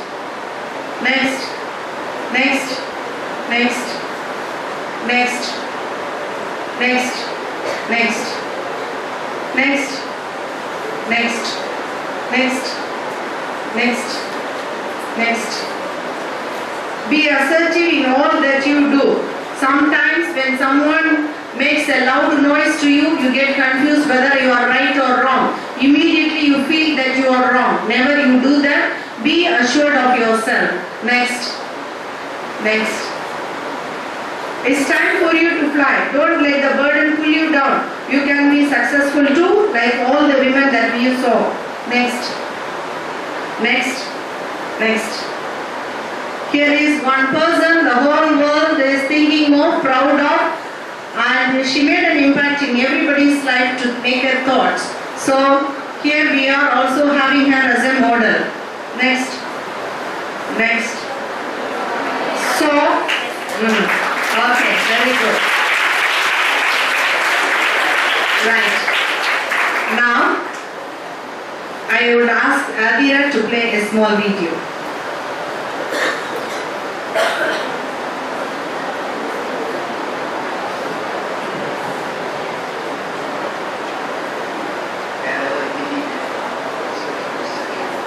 Got a good look at them. First of all, a composite sketch provided by a good description from the intended victim. Have a look at that. The sketch, the drawing of this guy usually wears that cap on turban. If he has any hair underneath, it's brown hair, mostly a shaved head, brown eyes, 5'9", mid-40s, only speaks Spanish. That's the guy they're looking for after this. Check it out, a security video. This is unbelievable attack. This is in front of the woman's apartment. It's a video of a woman being harassed.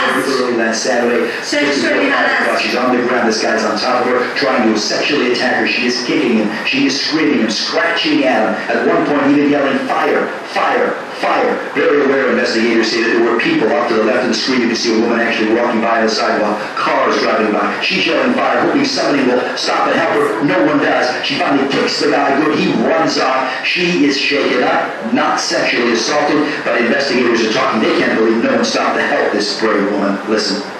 The suspect starts to touch her, grabs her. There's a struggle that ensues.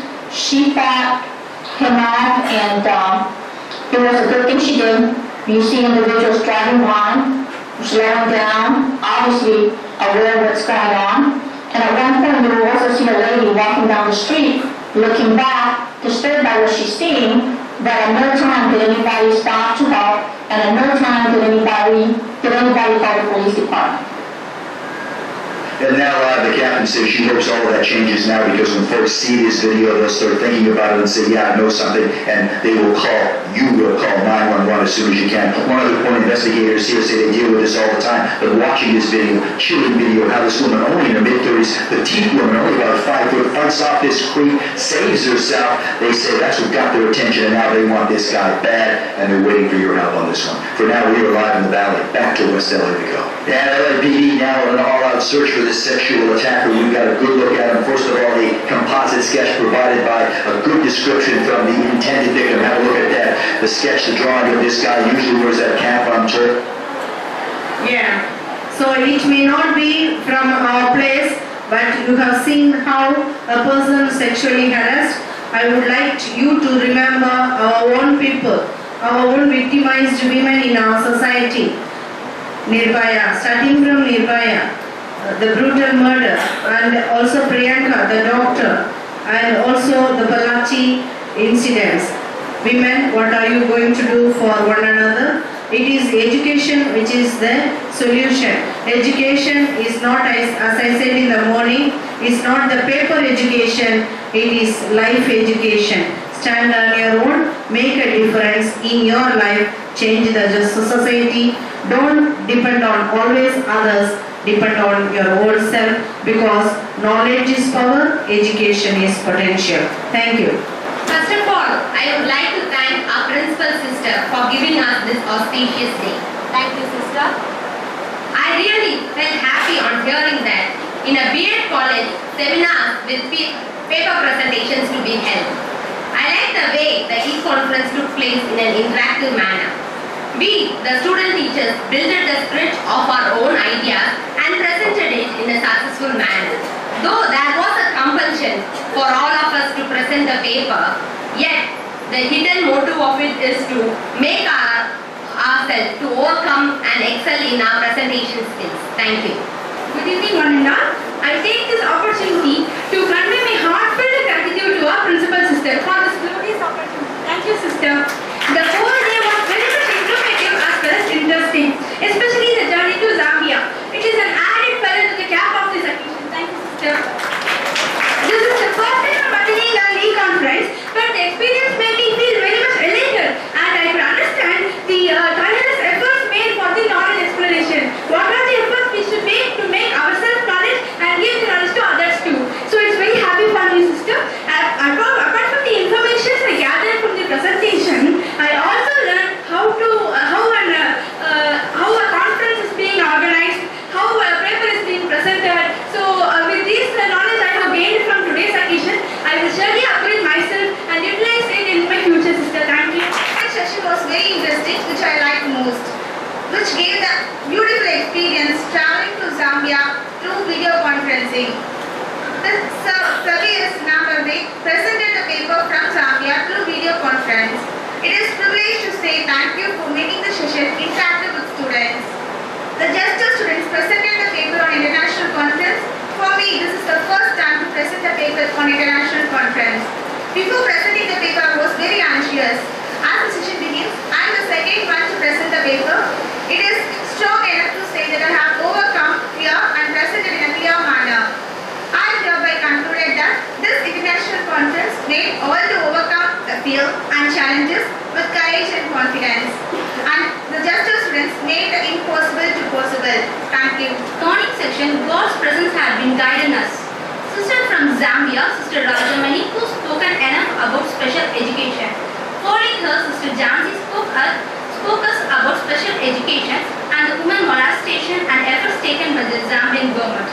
Sir Fabius spoke about the education system in Zambia and the reason for lacking women's education and the steps taken by the government. He especially added the efforts and the broad mind of the CIC sisters who worked for the development of women education. Questions had been asked by our student teachers. This made us to gain more knowledge. In the afternoon section, the Justinians were divided according to their topics and presented the paper, and it gave a new exposure to us. It is a fruitful day for me and us as a prospective teachers. This is the most important day in our life to learn about the education system of another country. Thank you.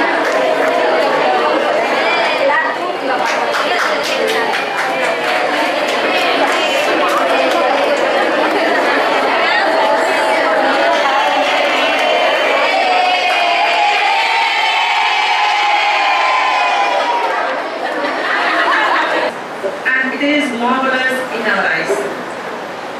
Honorable Chief Guest, most respected Principal and Secretary, beloved teacher educators, and my dear M.Ed and B.Ed students, I wish everyone a very good evening. I deemed it a great honor and privilege to propose the vote of thanks on the memorable occasion. Let me first of all start by giving glory to the Almighty God for making today's occasion a resounding success. I extend a heartfelt thanks to our chief guest of this conference, Mr. Fabius Sinamane, who is the co-patron and resource person of today's conference from Zambia for having accepted our invitation to come over through e-conference and deliver the keynote address on the theme of the conference.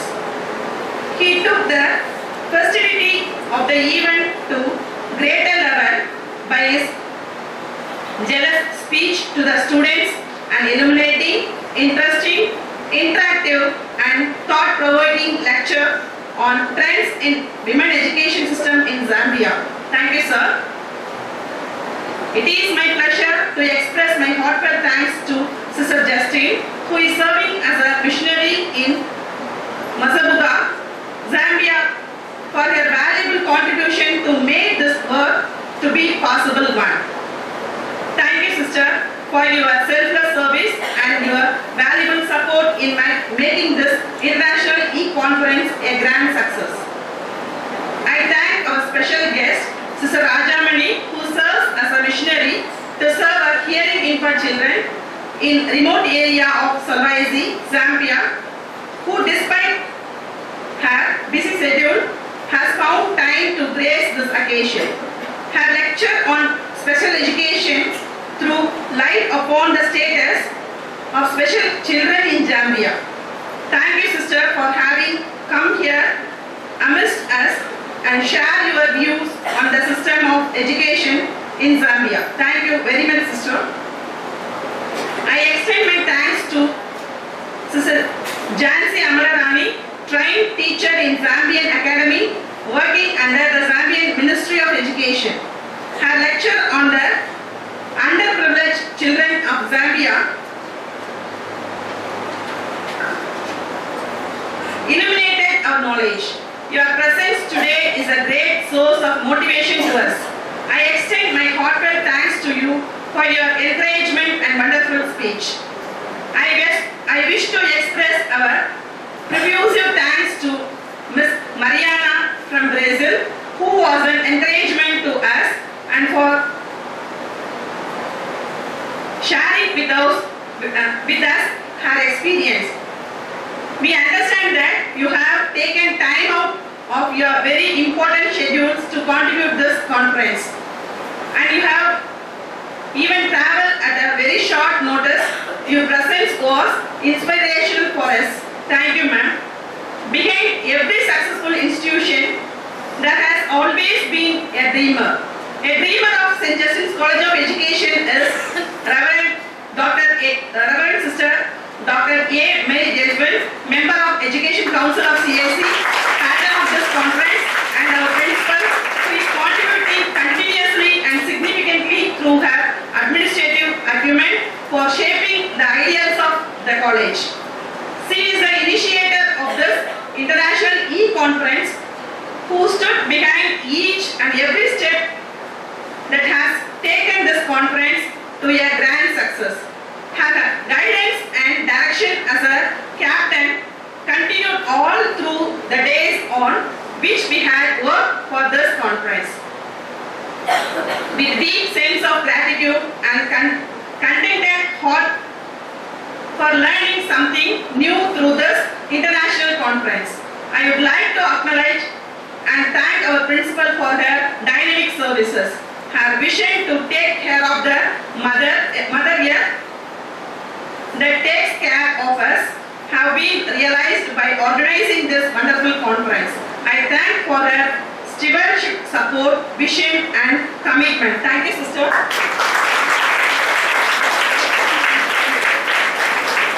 A very special thanks and heartfelt gratitude to Reverend Dr. Sister Amlorpavam, Secretary of St. Justine's College of Education, who is always motivating us to work towards productive goals. Her valuable presence and attitude leads us to have great success of this day. I thank her for this kindness and continued support. Thank you, sister. I must mention my deep sense of appreciation for organizing committee members for this immense support in arranging this conference. I derive much pleasure in thanking Dr. C. Meenakshi, Assistant Professor in Education and convener of this conference, for her commitment and dedication to the cause of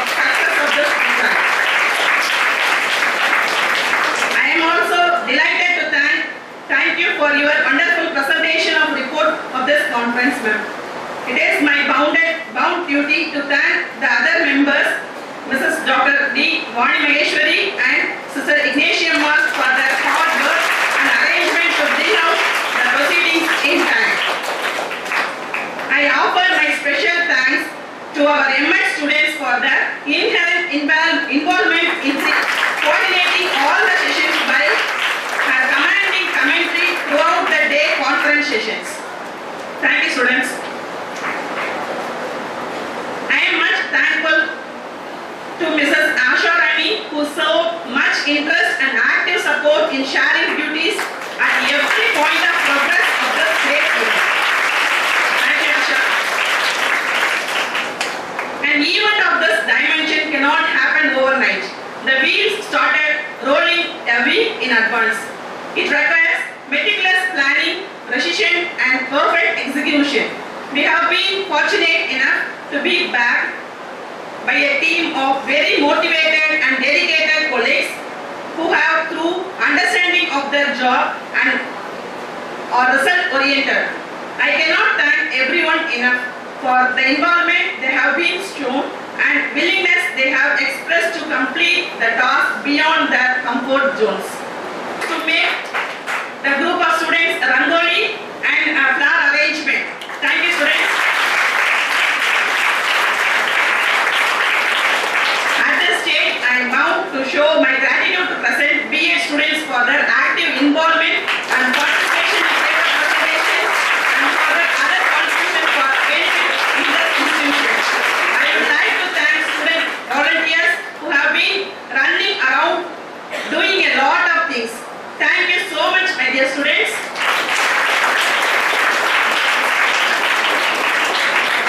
I extend my sincere thanks to non-teaching staff for their help in making necessary arrangement for the function and their wholehearted support to make the function a successful one.